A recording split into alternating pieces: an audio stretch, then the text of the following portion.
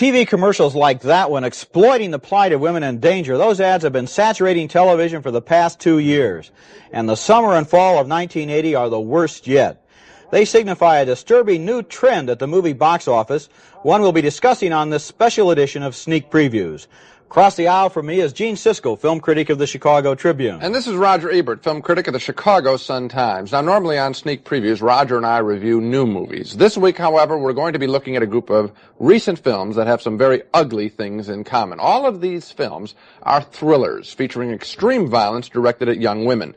To put it bluntly, what you see in most of these films is a lot of teenage girls being raped or stabbed to death, usually both. This is a depressing development in American movies, and on this show we'll examine the nature of this trend and then speculate on why we're getting so many of these films and getting them now. A lot of moviegoers, adults and teenagers, both go to see these R-rated films and they assume, well, they're just going to see a bunch of routine, scary pictures. But oftentimes they're really shocked how awful these films are. As we explore this trend, we will not be showing you extreme violence in these movies. We've picked scenes that only suggest the violence. We want to inform you, not offend you. It's just as well we're not showing some of those scenes. I think people would turn their sets off. Yes. To begin with, one of the things these so-called women in danger films all have in common is that they portray women as helpless victims. And after you've sat through a dozen or so of these films, as Gene and I have unfortunately had to, they all fall into the same pattern. A woman or a young girl is shown alone, isolated, and defenseless, and then comes suspense-building scenes where the girl thinks she's about to be attacked, but she isn't. And then, just when you think everything's going to be okay and nothing's going to happen, a crazy killer springs out of the shadows and attacks her, and frequently the killer sadistically threatens the victim before he strikes. That's what's happening in this scene from last year's sleazy movie, When a Stranger Calls, which has now been re-released because of the recent upsurge of the popularity of these films about attacks on women. In this scene, that woman's been told to keep the caller on the line who's been threatening her until the police can trace the call. That basic scene has provided the premise for at least a dozen films in the last year.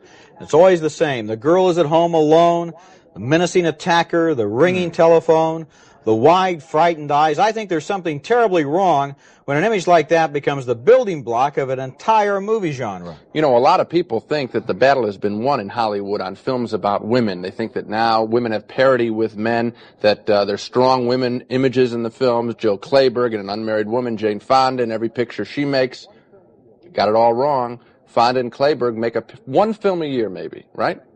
These films are coming out week after week, playing to millions of people, and the dominant image in American films today on women is not Fonda and Clayburgh. It's women like that, cowering in the corner, knives being brandished in their faces, being raped, being sliced apart.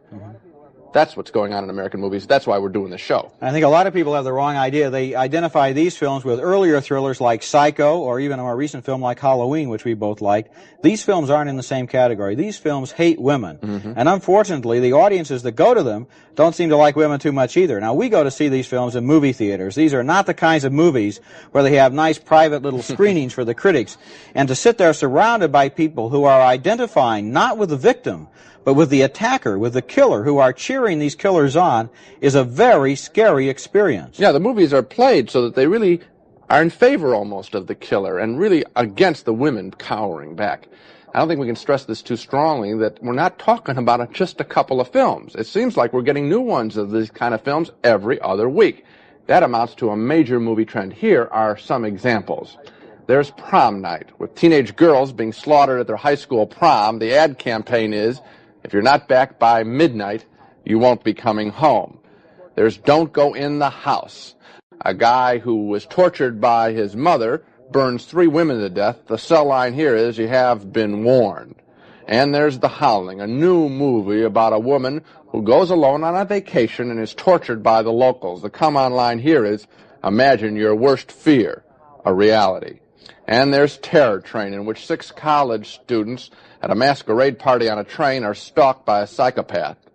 And there's The Boogeyman, a supernatural killer haunts a house. Here's one of the ads for the Boogeyman. And we're out to get the Boogeyman before he gets you and your $4. Now, week after week, these are the kinds of movies we're getting. It is relentless. Every film company seems to be making one of these movies or distributing one that some fast buck artist has already made. In addition to the films we've already mentioned this season, we also have He Knows You Are Alone, Motel Hell, Phobia, Mother's Day, Schizoid, Silent Scream, and I Spit on Your Grave, which is easily the worst of this disgusting bunch. The newspaper ads for these films are bold in the way they suggest terror, but in no way in many cases do the ads really prepare you for the kind of explicit violence we end up getting on the screen. Decapitations are not uncommon, and shots, repeated stabbing shots of all parts of women's bodies are grotesquely routine. You know what I think misleads a lot of people when they look at the newspaper ads or ads on television for these movies? They see that R rating and they think, well, R, that means if you're under 17, you have to take along a parent or an adult guardian. It can't be that bad. Maybe they've seen other R-rated films, like this summer you had The Blue Lagoon and had a little low-key nudity in it, or The Blues Brothers, which really wasn't too extreme, and so they say, well, that's not so bad.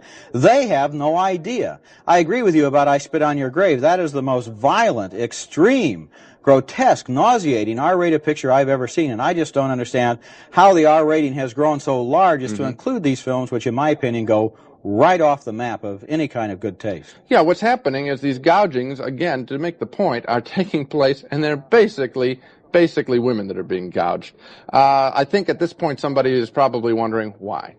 Why? Why exactly? Now? Why is this happening? I have a theory. In the last couple of months that I've been seeing these pictures, I'm convinced it has something to do with the growth of the women's movement in America in the last decade. I think that these films are some sort of primordial response by some very sick people of men saying, get back in your place, women. These women in the films are typically portrayed as independent, as sexual, as enjoying life, and the killer typically, not all the time, but most often, is a man who is sexually frustrated with these new, aggressive women. And so he strikes back at them. He throws knives at them. He can't deal with them. He cuts them up. He kills them. Get back in your place. It's against the women's movement. I think you're basically right, Gene. You know, after you've sat through hour after hour of this complete trash, you begin to ask yourself, what did these female victims do to deserve the horrible attacks they undergo in these films? What was their crime? Why is it suddenly open season on young women in the movies? Well, one thing that most of the women victims do have in common is that they do act independently, and I agree with you on that point. To one degree or another, they're liberated women who choose to act on their own, and the moment that a woman starts making decisions for herself in these movies, you can almost bet she's going to end up paying with her life, and horribly. Here's an example from a movie, Silent Scream, with a college co-ed looking for off-campus housing. Now, that scene demonstrates a very common and probably very significant technique that's used again and again in these films. We view a scene through the eyes of the killer. You never saw the driver in that last scene. Instead, you saw everything through the driver's eyes. Now, in the traditional horror movie, we often saw things from the victim's point of view, but that's no longer. Now we look through the killer's eyes. It's almost as if the audience is being asked to identify with the attackers in these movies, and that really bothers me. That's a very good point. One other thing that bothers me is that the behavior that these women are engaging in, if done by men, would be considered brave, bold, and fun. Going hitchhiking, going across the country like an Easy Rider, very typical. A woman tries to do something like that in these films, whammo, they get sliced up. And again, I want to expand on this notion of what may be causing this. Whenever we see a movie trend, I think that what's really going on, I think I've talked about this, is sort of a coalesced dream that the people may be feeling and the filmmaker hits on. Remember those disaster pictures? We talked about it, everybody being afraid that something evil might happen to the world, a nuclear explosion or something like that. Then we get all these doomsday films. Here, I think filmmakers are picking up on the notion that a lot of men are angry at women, don't know how to cope with women, and they're pandering, exciting, inflaming men. Very bad. When you talk about the coalesced dreams, in other words, there are a lot of people out there who have urges or feelings or fears that they don't articulate themselves, and then a movie comes along, sometimes almost by accident, yes, that strikes that chord. For example, when Airport came out in 1970, nobody knew that was going to be the first of countless, umpteen dozens of disaster movies, but it really spoke to people in a way that made other people imitate it. And I think in this case, the first movie of this whole series of women in danger films was obviously Halloween, which I think, and we're going to get to Halloween in just a moment, I think it's a pretty good picture, but it captured an enormous audience. It did millions of dollars worth of business, and then the sleaze merchants who came along looked at that movie and tried to put their finger on what it was about it that was so successful, and they said, well, women being chased by a killer, that's it. Let's go out and hire us some more women and some more killers and make us some money. That's why they call these things exploitation films, these rotten ones, because they exploit one element and make it sort of sick. Also, many of the attacks in these films are on women who are scantily clad. And I think that the intent here is to also exploit the sex angle in these pictures. The nudity is always gratuitous. It's just put in the film only to titillate the audience and maybe make one other point, that women who dress this way or merely uncover their bodies are somehow asking for trouble and somehow deserve the trouble they get. That's a very sick idea. Here, for example, is an innocent sunbather, and I spit on your grave. Watch what happens to her. In the past year, I must have seen that scene 100, 150 times. Every movie of this kind has 8 or 10 scenes just like that. I am sick of them. I dread going to these kinds of movies. It really has become the most depressing part of my job as a film critic. And there we are in total agreement as far as I'm concerned. You know, we go to see these movies, and in a way, I almost feel as if I don't belong in the theater because everybody else apparently went to these movies like this voluntarily. They're happy to be there. They're reacting. I feel like an undercover spy in the dark. I went to see I Spit on Your Grave, and I was sitting next to a fairly nicely dressed, middle-aged man, maybe in his 50s or 60s, who was talking back to the screen with lines like, boy, she's really asking for it now, or, you know, there's a rape scene coming up, this'll be a good one, and so forth. This guy is, to my way of thinking, a vicarious sex criminal. He has very antisocial attitudes. I felt creepy sitting there. Not all of the guys, I went and saw the picture too, and I saw a lot of couples on dates. And that gets me worried about another thing. I know a lot of people are wondering, well, you know, people are going to see this film and imitate the behavior. Some people may. I don't know. But the majority of middle-class people are going to see these films. That's why they're such big hits. And I worry then about this idea, which is that when you view women constantly as sport, being stabbed, I think that's a sort of a sick notion that just sort of makes it's degrading. You view them as second class, that somehow this is acceptable behavior. You've said before that all movies tend to argue in favor of the behavior that they show. These are women as sport, to be stabbed. I think that's a bad idea. You know, they outlawed bullfighting because it was cruel. I almost have some of the same feeling toward these kinds of films. These kinds of movies put some very bad ideas in society in the context of entertainment, yes. You know, Gene and I had some long discussions before we decided to do this special program on women in danger in the movies. And frankly, we worried about whether additional publicity for these movies might simply help them out at the box office. We sure hope not. Our intention is to simply report on this trend and to warn unsuspecting people who might go to these films thinking they're merely good, old-fashioned horror films, the kind a lot of people used to enjoy. Because there is a difference between good and scary movies and movies that systematically demean half the human race. There is a difference between movies which are violent but entertaining and movies that are gruesome and despicable. There is a difference between a horror movie and a freak show. And a good example of that is the fact that both of us gave favorable reviews to a very scary 1978 horror film named Halloween. Now, there must be people asking, how could we praise a movie like that and now say these other movies are so terrible? Well, here's a scene from Halloween.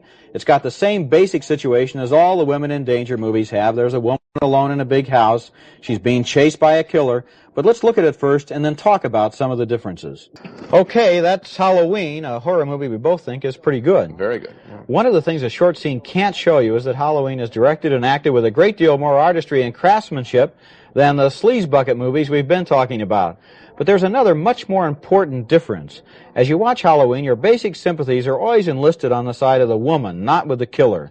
The movie develops its women characters as independent, intelligent, spunky, and interesting people. Halloween does not hate women. Yeah, you know, when I saw that scene, I must admit I wasn't really worrying about the woman as much as I was placing myself in that closet and thinking about that killer, how I would handle it. And I was also appreciating the fact that I think Halloween not only doesn't hate women, but it loves film and filmmaking. That music is just fabulous. The way he starts one theme, then lays another thing on top of it, keeping the other theme.